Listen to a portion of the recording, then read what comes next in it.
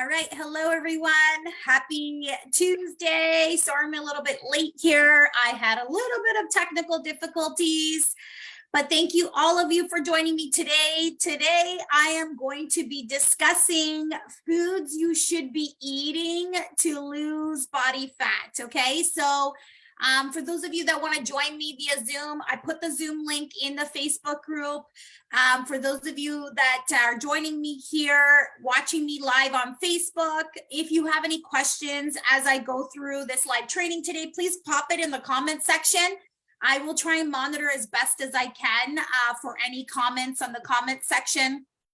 And on my phone, I try to do it simultaneously at the same time. So if you have any questions there, I'm just going to pop it up on my phone here so I can see if you have any questions about what I'm going to be talking about today. So how is everyone doing? Again, I announced the winner yesterday of the 4-month one-on-one coaching body transformation giveaway. And again, that went out to Daniela Tripati. Hi, Louisa. How's it going? Thanks for watching today. And I am selecting a few of you to have a partial scholarship to the giveaway just because there were so many applications that I decided to do that. So if you get a message from me, a text message, or if you get a message through Messenger or anything like that, I will reach out to you if you are one of those winners as well too. Okay, so today I am going to be talking about foods you should be eating to lose body fat. So what you should be eating to lose body fat is more protein in your diet. And what I see a lot of is that when women come to me, they are not consuming nearly enough protein in their diet. And this is why body fat, loss of body fat can become very, very difficult. But before I go into why eating protein is so important, I want to cover what protein is. Okay, so there are 3 macronutrients. I'm sure a lot of you, maybe you've heard of it, maybe you have not have heard the term macros. And basically what macros are is that there's 3 macros. So there's proteins, carbs, and fats. Okay, so protein is one of the macronutrients. So every food is pretty much broken up between these 3 macronutrients. So a carb, protein, and a fat. And, when I'm putting together meal plans for my clients, I'm making sure that they have enough protein. They have the fats that they need to support hormonal health. And then they also have enough carbs. So it's fueling their workouts and giving them the energy that they need. So we're always eating all 3 macros. I do not believe in eliminating food groups like going no carbs or anything like that, because your body needs all of them. Especially if you're strength training, it does need the carbs to help fuel those workouts and just help you feel good. So a protein is an essential nutrient to the body. It's composed of carbon, hydrogen, and nitrogen, getting very sciencey here. The building blocks or the smallest levels are called amino acids. Sometimes you will hear people talking about amino acids, or you can drink BCAAs, which are branch amino acids. And so our bodies are always breaking down and rebuilding new proteins. And while our bodies have the ability to store carbohydrates and fats, we cannot store protein in the same way. So amino acid loss is always occurring in your body. And that is why it is essential that we consume enough protein to keep the process of protein turnover happening. Okay, so because our bodies cannot store protein as opposed to carbs and fats, if you're not eating enough protein in your diet, your body cannot turn that over. Okay, so then that means you're breaking down muscle mass. Okay, so it is essential to building your best body. And in order to have a very strong and capable physique, you need muscle. And the compounds found in protein are essential for building and repairing muscle tissue, as well as maintaining overall health. So this is why protein needs to be the foundation pretty much of any nutritional plan. So including more protein-rich foods in your diet is a very effective way to also reduce your appetite and burn more fat. It will help you. So protein is a very satiating food, meaning that you feel really full and satiated when you eat protein. It's one of the first things that a lot of my clients notice when they start working with me is that in the first 2 weeks, all of their cravings are gone. You know, they had very intense cravings with sugars or like just eating a lot of carbs all the time. And as soon as they start eating more protein, all of this goes away. So it helps increase your feeling of fullness, which will also help reduce calorie intake to aid in fat loss. In fact, eating more high quality protein will help lower your body fat. And that's because when you're eating more protein, you have the ability of either preserving lean muscle mass on your body or gaining more lean muscle mass on your body, which means your body fat percentage will go down. So a high protein diet, like I said, can preserve the muscle mass, but it can also boost your metabolism during weight loss. So fat loss through metabolism activation is when you have a better metabolism working for you, which comes from having more muscle, which means you will burn more fat and have a better body composition. So the more muscle you have on your body, the more calories your body burns. And the more muscle you have on your body can really help decrease your body fat. So the way that we could do that is, number one, eating more protein. So if you're eating more protein, you're at least not getting rid of the muscle that you have. Because remember how I talked about earlier, your body cannot retain protein like it does carbs and fat. So it's you need to constantly feed your body with protein so that it can keep up with preserving lean muscle mass. So some other really key benefits of eating protein is that it'll increase your strength and power when you're lifting weights. It will accelerate recovery time between your workouts. So better recovery means more muscle growth if you're strength training. It helps improve immune and hormonal system function. It also helps with stabilizing blood sugar levels and controlling hunger. So it controls the hunger because it's very satiating, but consuming enough protein has also been shown to stabilize blood sugar levels as well too. So that's also why a lot of people don't have this craving so much for sugar. It also helps with stronger bones and a reduced risk of bone-related disease. So how much protein should you be consuming? So you want to aim for at least 1 gram of protein per 1 pound of body weight.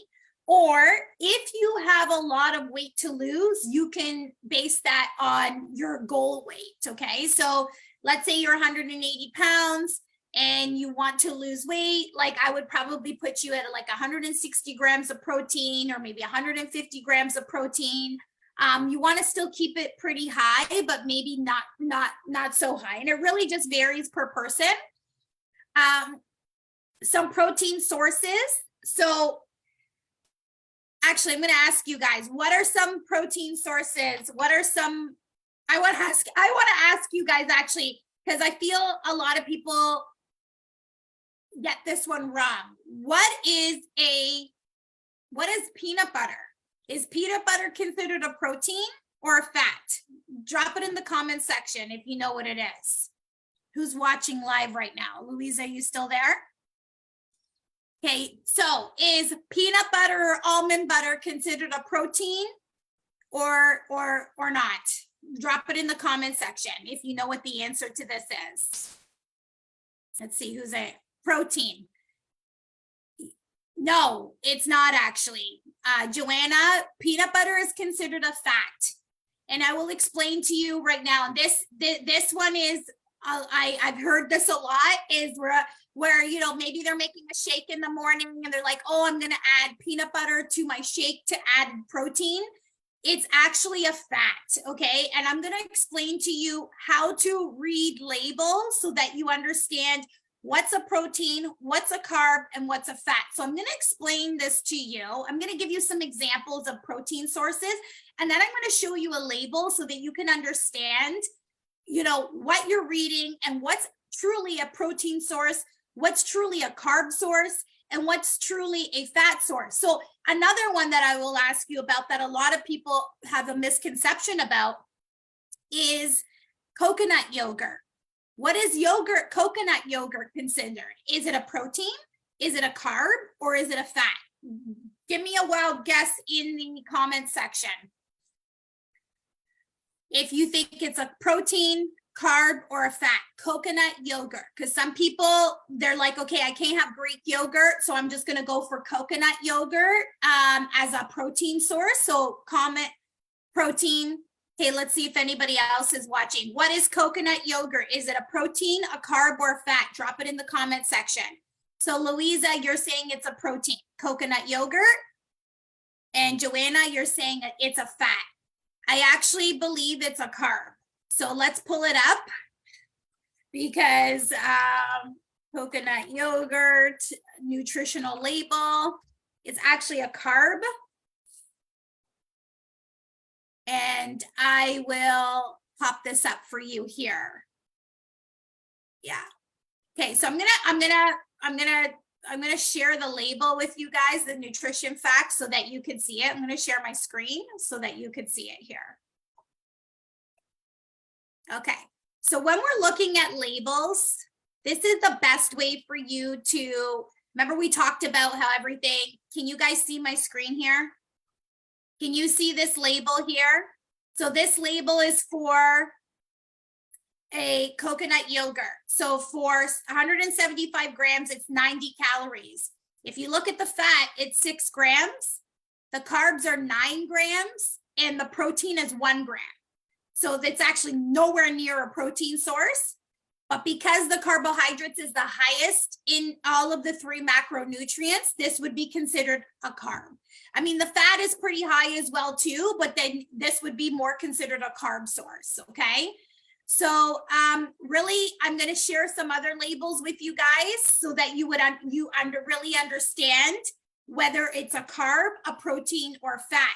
You really got to look at the labels in order to do that. So some other examples of some protein sources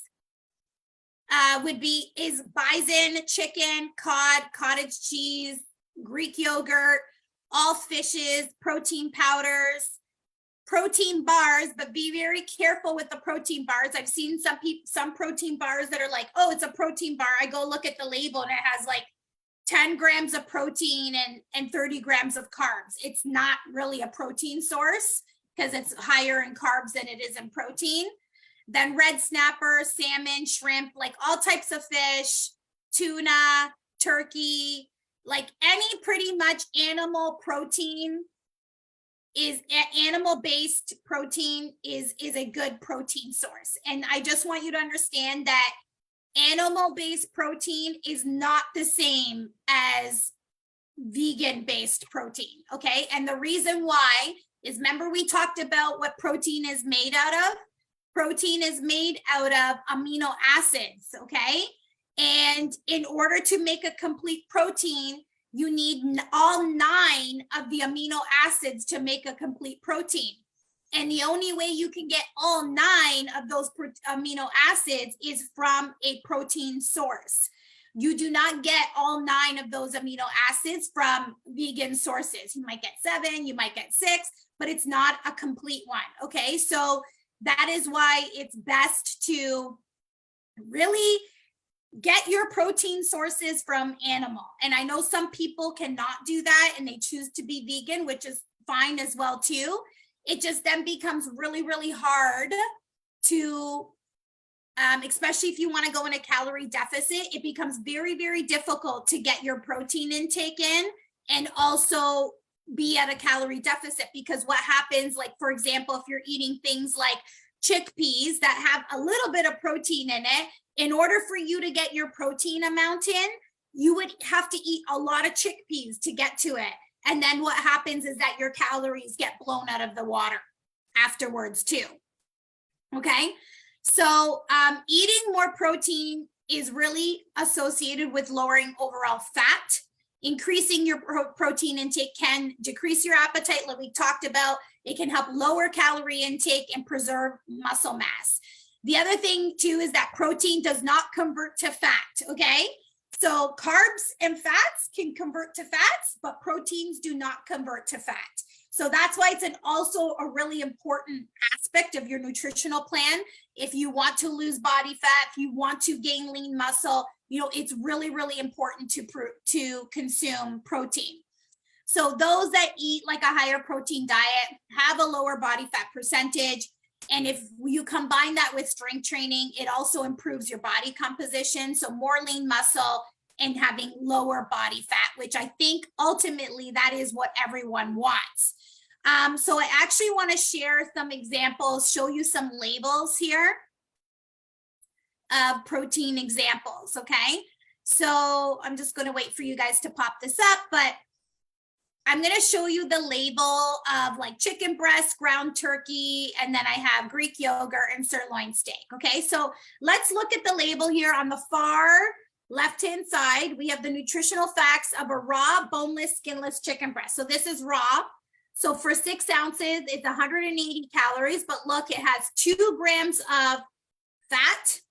It has 0 grams of carbs, but 39 grams of protein. So when I say you need 1 gram of protein per 1 pound of body weight, you need to look at the nutritional facts, not how much that piece of meat weighs. And I think this is where a lot of people get confused.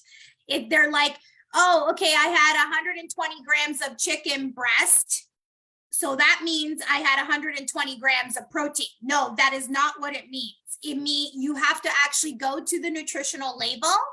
So for this one here, which is 6 ounces of chicken, you get 40 grams of protein.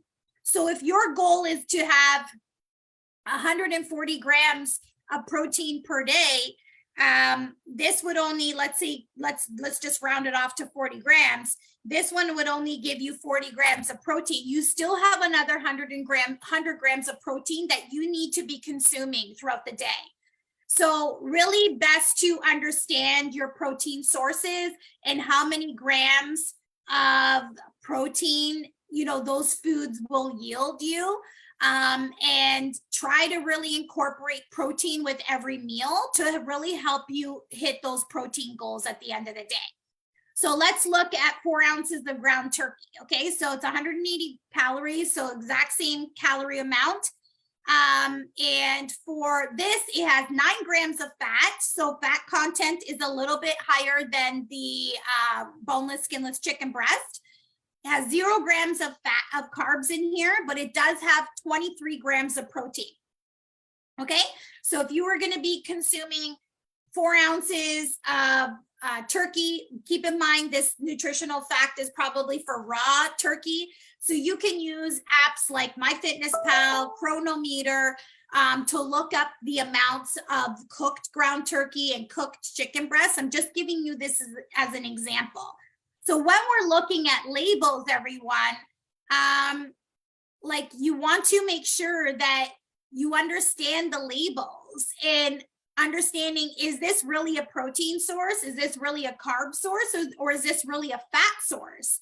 And like, you know, so many think that peanut butter is a protein source. It is actually not. It has a little bit of protein in it, but the majority of that macronutrient or the majority of where those calories are coming from is a fat.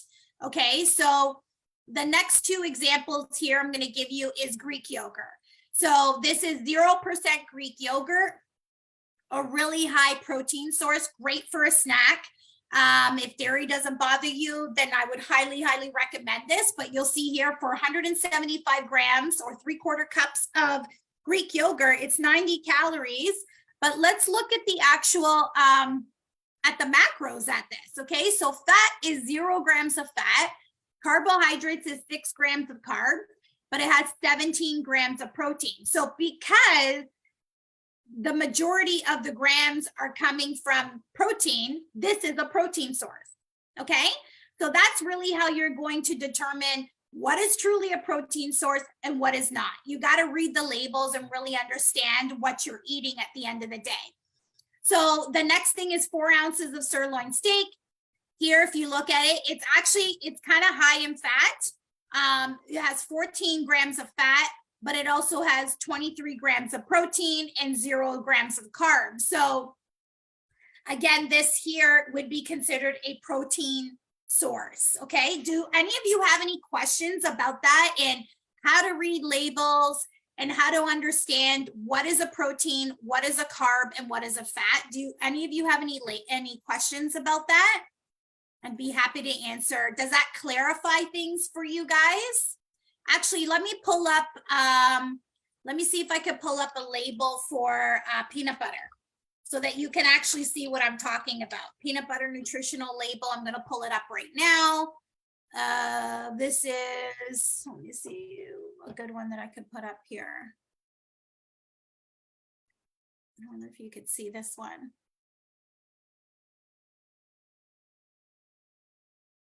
Yeah, let me see. And let me grab one that we can like all look together. Let me see. How many grams of fat is considered too high in a serving? It really, honestly, Nadine, you want to know how many grams of fat you want to be consuming per day. So that's what you need to figure out first. And then you would have to really see where your fat is coming from. So for you, Nadine, if you're following like a meal plan or you still have a meal plan, it's kind of figured out for you on the back end. So your coach would have figured out for you like how many grams of fat you need to have. And normally the way that we figure that out is like what percentage of your caloric intake needs to come from fat. And then we kind of break that up. We understand, like, listen, when you're following a meal plan or eating foods, we understand that some of your food intake is gonna, like I showed you with that piece of steak, it had 14 grams of fat in there, which is fine. That's expected with the steak. But, you know, if you're trying to hit certain calories per day, you might not be able to eat that much of that steak. Does that make sense, Nadine? You know, I would definitely say like if things are matching with the fats, like if you've got like 15 grams of protein, 15 grams of fat, then you might have to split that up. And it gets a little bit more complicated that way, but just so hopefully you understand that, we understand that, you know, like when you're doing macros and trying to read that, like not every day is going to be 100%. Because unless you eat the same foods every single day, but that's why we try to stick to more whole foods. Like that's why we try to stick to whole foods so that you can get really good macros out of it. You know, when you start eating a lot of processed foods, that's when they start throwing in other things. And, you know, that's where you might get some more fat intake, some more carb intake, and not being as clean as you would want it to be by eating more whole foods. Okay, does that make sense, Nadine? It's really more about how much total grams of fat you want to be consuming per day. And your coach would have figured that out for you and presented that to you in the meal plan that you would have received. Okay, so I am going to pull this up here. I'm going to share it with you. Peanut butter label so you guys can understand this. Okay, thanks. You got that, Nadine? Okay, awesome. So let me just pull up this peanut butter label here. I want to show you. This is Skippy peanut butter. Where'd the label go? It just, oh, here it is. Okay, nutritional label. So let's see here, guys. Okay, so for 2 tablespoons of Skippy peanut butter, it's 230 calories. Total fat, 18 grams. Total carbs, 9. Protein is 8. Okay? So the macronutrient that this would fall under is a fat. Yes, it has some protein in it, but the majority of the calories from this is coming from fat. So when it comes to macros and figuring this out, for every 1 gram of fat, you multiply that by 9, and that will tell you how many calories is coming from that. So let's break this down. So 18 times 9. So 162 calories is coming from a fat source. And then for every gram of carb and protein, you multiply that by 4 to get the amount of calories. So for example, carbs is 9 grams of carbs times 4. So 36 calories is coming from carbs. And then the protein here, 8 grams of protein times 4 is 32. Protein. So if we add this all up together, 32 plus 36 plus 162, it comes to 230 calories, okay? So the total calories is 230 calories, but some of those calories are coming from fat, a source. So that's why 162 of these calories are coming from fat, and 36 calories is coming from carbs, and 32 calories is coming from protein. Okay, so when we're reading these labels, you got to really understand, is this actually a carb, protein, or fat?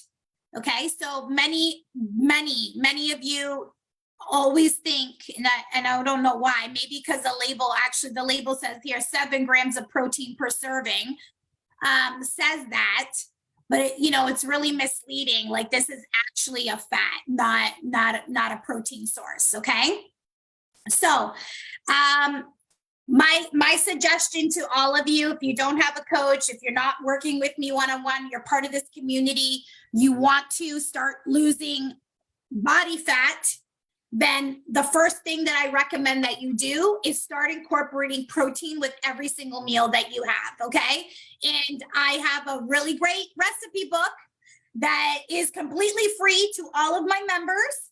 So when you join my group, you would have received a message from me giving you the link to download the free recipe book. It's a protein-packed recipe book. It's got 40 plus recipes in there that are pretty much all of them are protein packed. I think I have a couple that are not a protein source. It might be like sweet potato fries or something like that.